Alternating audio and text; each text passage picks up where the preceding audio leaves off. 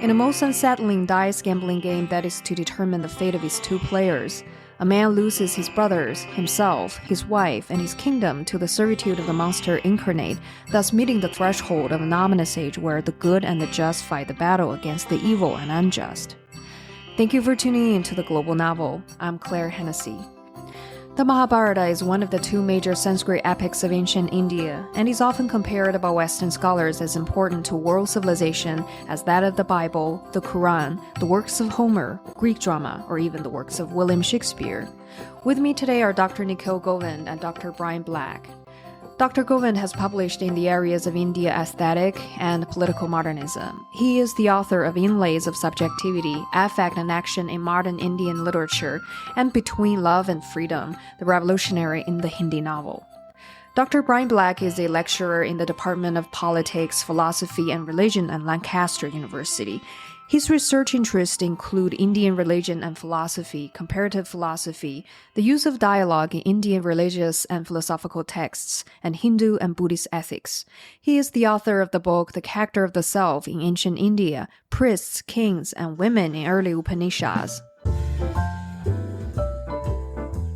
Welcome, Nikhil and Brian. Shall we begin with the context?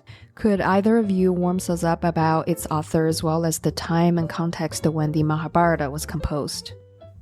So this is a contentious issue, and there are many theories, but I will just stick to one of the theories that are advanced by scholars, and there is some consensus that it was written around 150 years before the Common Era, and in that 150 years before the turn of the millennium.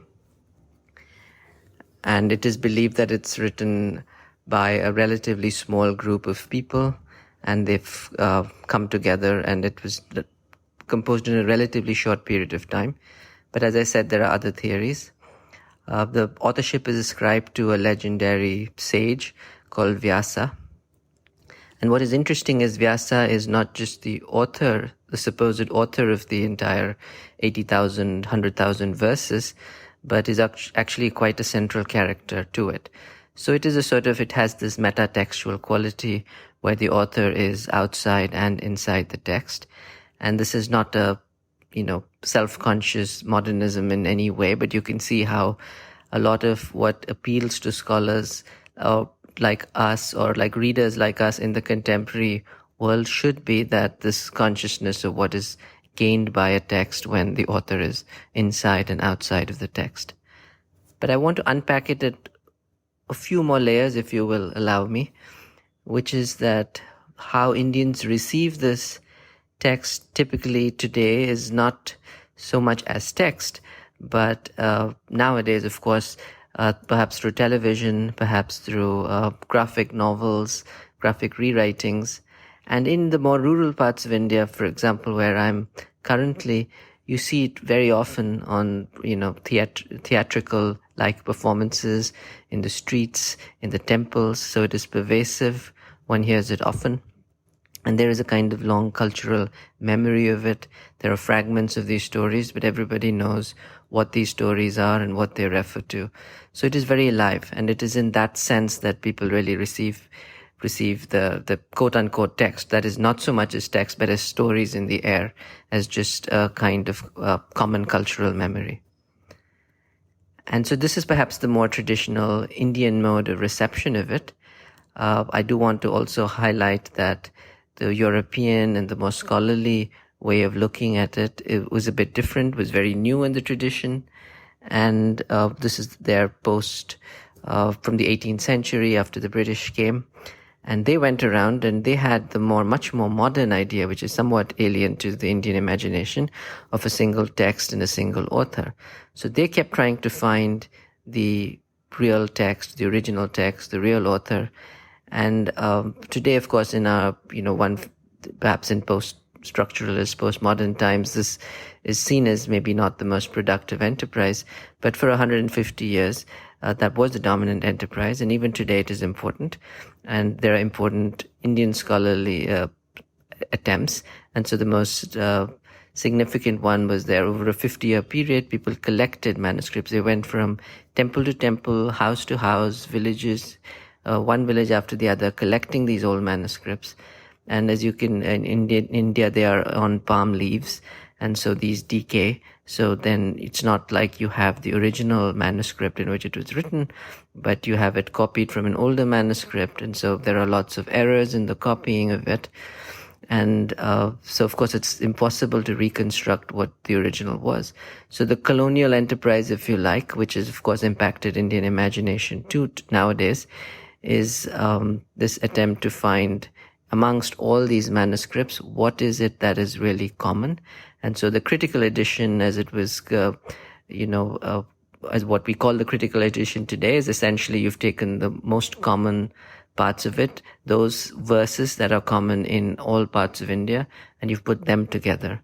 So this is, in some ways, a authentic, admirable scholarly enterprise, but it also is a somewhat strange kind of enterprise, and is not quite the way a lot of Indians receive it, because, even if it's not 2,000 years old, you might have a 500-year-old, and a lot of very favorite stories are not there in this critical edition. And the last thing I want to say is, from a contemporary perspective, what is interesting about the book is exactly from, as I said, from questions of realism, questions of modernism, and a lot of the way in which texts are produced in that period. And like I said, the obsession with text is arguably, you could even say, a Protestant idea. But that sort of, the fact that we can't fix this is the author and this is the text is not a lacunae in any way, but is something that makes the whole enterprise of understanding this cultural world far more enriching. So it is not a loss, or the sense, as people used to say, Indians don't have a sense of history. Rather, one you could argue it is a very different sense of history. It's a much more stylized, more distanced, more sophisticated sense of history. So this is something that one should explore. Like, there are many ideas of realism, of history, since the Mahābhārata does call itself a history. Right. Well, Brian, you emphasized in your book, in dialogue with the Mahābhārata, the often noticed subtlety of Dharma, and you intriguingly demonstrated how that subtlety can carry different connotations depending on who is speaking, as well as circumstances, right? Since understanding Dharma is crucial in understanding what the entire Mahābhārata is about, could you please help us understand this concept in detail? And how does that subtlety of Dharma offer storytellers great opportunities for the development of the narrative? That's a great question. Dharma is one of these terms in Sanskrit that is virtually untranslatable, just because it means so many different things. It maps onto a number of different English words. So, for example, sometimes Dharma is translated as justice. Sometimes it's thought of as ethics. Sometimes it's used almost as a substitute for the word religion. So it's a very important concept in ancient and medieval Indian traditions. And so the Mahābhārata is one of many texts that is very interested in this concept. But probably more than other texts, the Mahābhārata's interest in Dharma is one of questioning. In other words, there are other different types of texts that are more sort of normative, more prescriptive of how people should lead an ethical life, or how people should lead a religious life, and the Mahābhārata does contain elements that are like that as well. But on the other hand, what the Mahābhārata is really interested in doing is questioning what Dharma is, putting Dharma to the test, and then through that process, claiming to point to or uncover a sort of deeper understanding. Let me just go back to one other aspect of Dharma, though, that's really important to understand how the Mahābhārata questions Dharma, how it examines Dharma. And that is within the concept of Dharma itself, even though there's a sort of universal dimension of Dharma in the sense that everybody should follow Dharma, everybody should try to live their life dharmically, etc. Within that sort of, say, shared or universal understanding, there's also very much this element that Dharma is always very particular to a given person, depending on their situation, their caste, their gender, their stage of life, their particular vocation, etc. And so, in that way, one of the things that the Mahābhārata often does is it kind of sets up these episodes in which the different dharmas that a single person would be expected to follow clash with one another. So, one of these clashes that comes up again and again is, for example, one's commitment to follow Kula Dharma, which refers to family Dharma. In other words, the Dharma one must follow to be a good and loyal family member, and say their caste Dharma, things, duties, and responsibilities that they have because of their particular caste. Whereas these dharmas can sometimes have tension with one another. What if me wanting to save my family means me kind of going against my vocation, my upbringing, the sort of social role that I have in life more generally. So then another part of the question you asked, though, and one of the things I address in my book, is this notion of subtle dharma. In Sanskrit, they use the word sukshma to describe dharma, which means subtle or difficult to understand and unfathomable.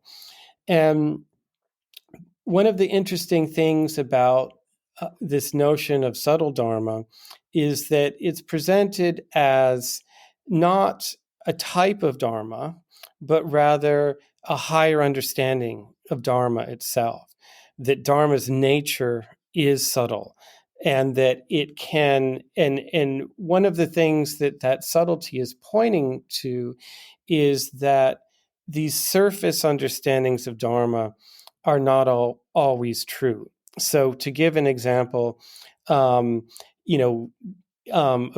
to most sort of conventional understandings of dharma, it's not okay to lie.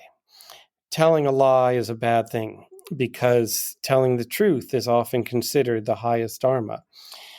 But the Mahābhārata presents some occasions where telling the truth can be harmful. Telling the truth can lead to unwanted circumstances. It can lead to innocent people dying. And so if you know those sorts of consequences in advance, that might be a case where you don't want to tell the truth. You do want to lie. And so different characters in the Mahābhārata will invoke this particular understanding of dharma, subtle dharma, to kind of justify why it's okay to kind of break these normal conventions of dharma and do something that seemingly is immoral, but for sort of a higher purpose. I think one of the really interesting ways in which the Mahābhārata explores this notion of dharma on a narrative level is how a number of the main kind of spokespeople for this higher understanding of dharma are marginal characters.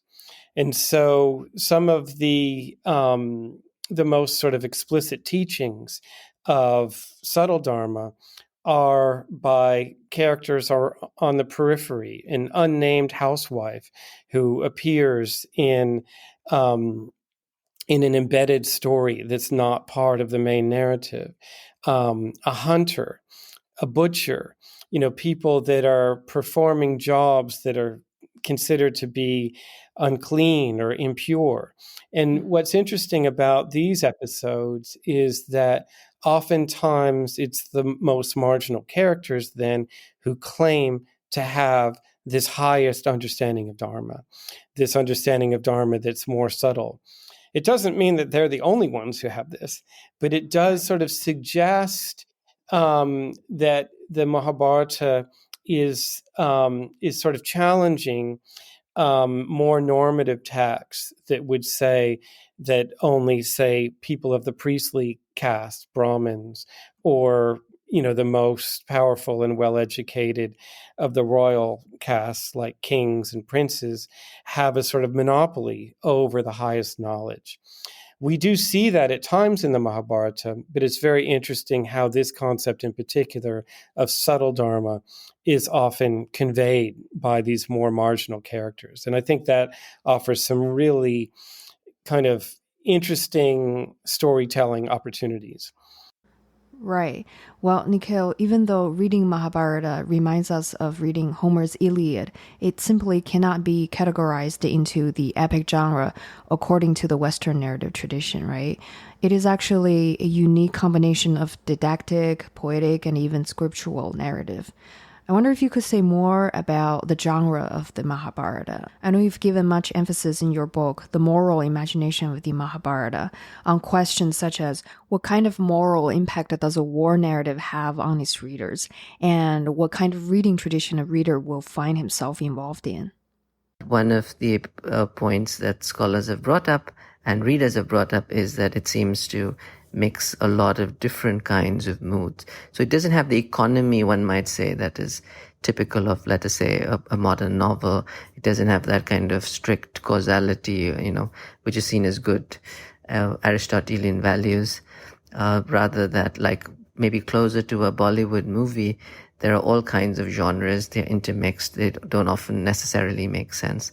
There are large didactic portions, tens of thousands of verses, which, are quite hard to read, quite boring, frankly, and not so interesting, and just seem to say something very obvious about good and evil.